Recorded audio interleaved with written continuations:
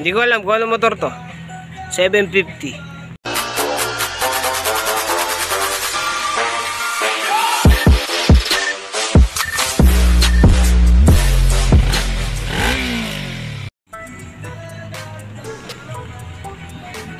Shadow yata to, Shadow 750. 750 na Shadow.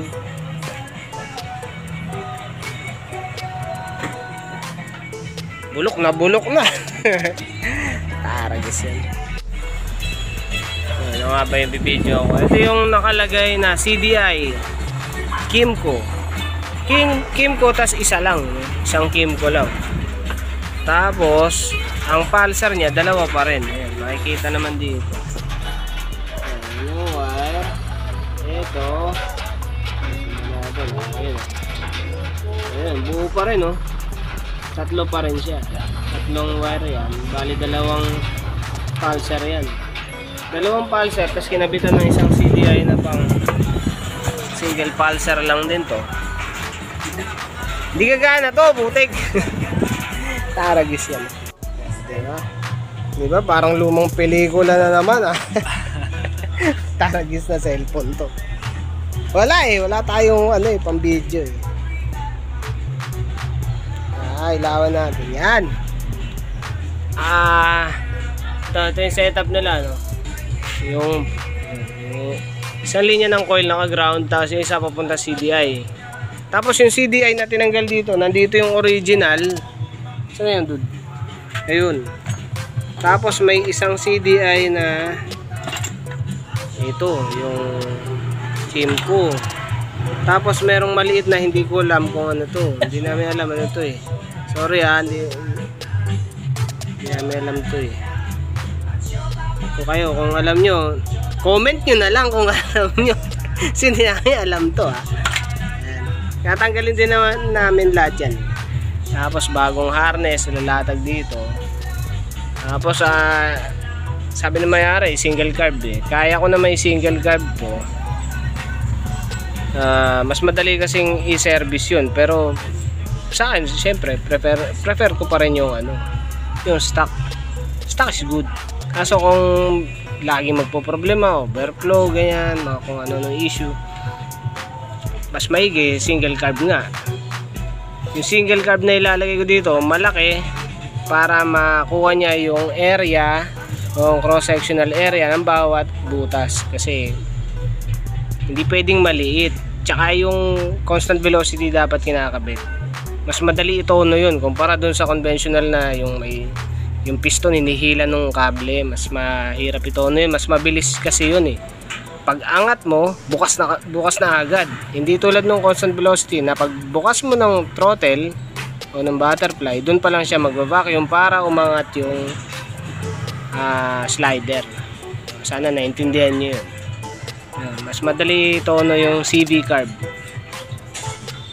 kesa dun sa yung mga pinaglalagay nila sa steed na putik ang liliit pa. Maganda mag minor talaga yun. Sobrang ganda mag minor, sobrang baba ng minor. Problema pagka binigla mo yung throttle, hindi mabigla, tapos hindi makahataw. Para kang may laruan lang. Harness muna tayo dito, tapos diskartehan ko yung carb kasi kailangan ko ng elbow dito. Oo nga pala, ipakita ko na rin setup ng pump, and dito yung pump nya. Yung tangke, ito pala yung tangke, no? Hindi ko rin alam eh. Yung tangke, ito yung fuel sensor siguro to. Dito dumiretso eh, no? Fuel sensor. Ito yung tangke nya. Yan. Bali yung tangke nya, may butas na halos walang laman. may hose na malaki diretso dito. Yan. Tas yun, may subreader. Ayun, tas pump, pet cap. Tingnan natin kung mapapagana pa itong mga to ng original, no? Pero to malamang papalitan to eh. May guts tong ganito. Isang klaseng pump ipapalit yan.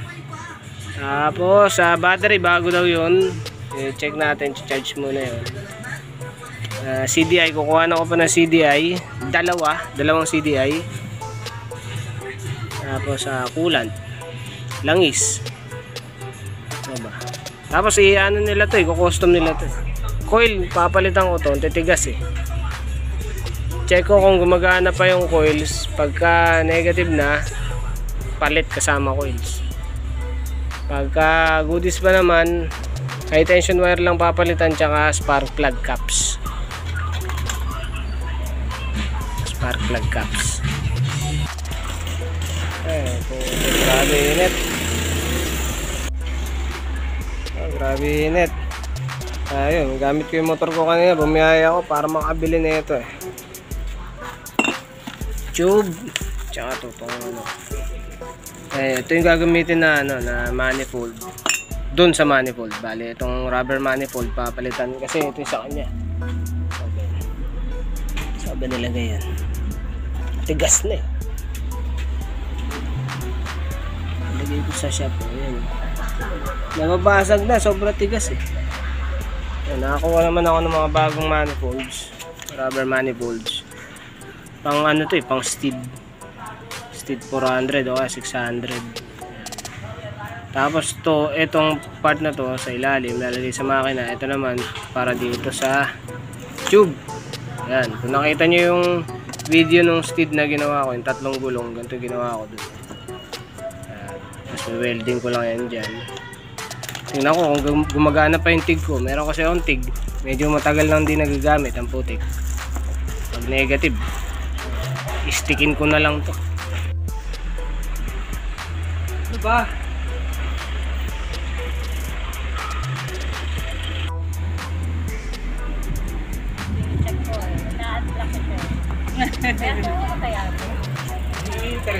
Isabel. Wala. Sabi niya ano. Kung sino yung Isabel?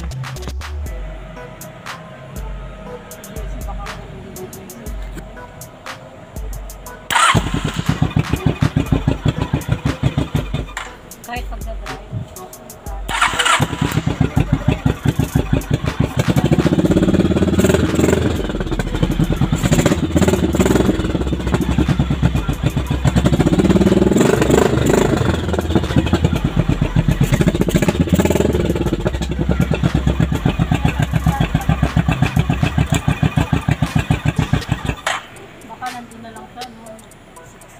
Video natin na habang maliwanag.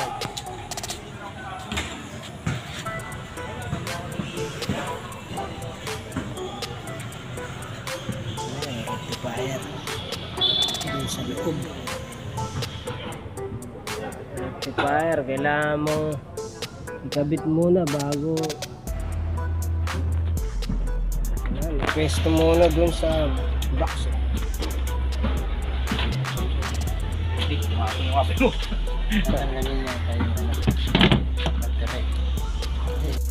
We're just gonna take a video of this.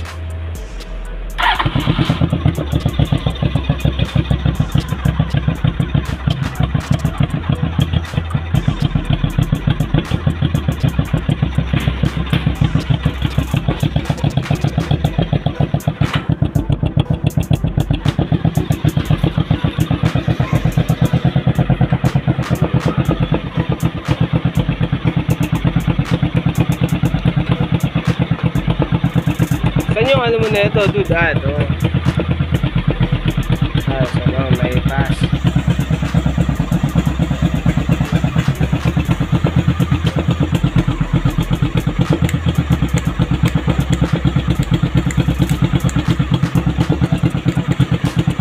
Busina, wala. Wala siyang busina.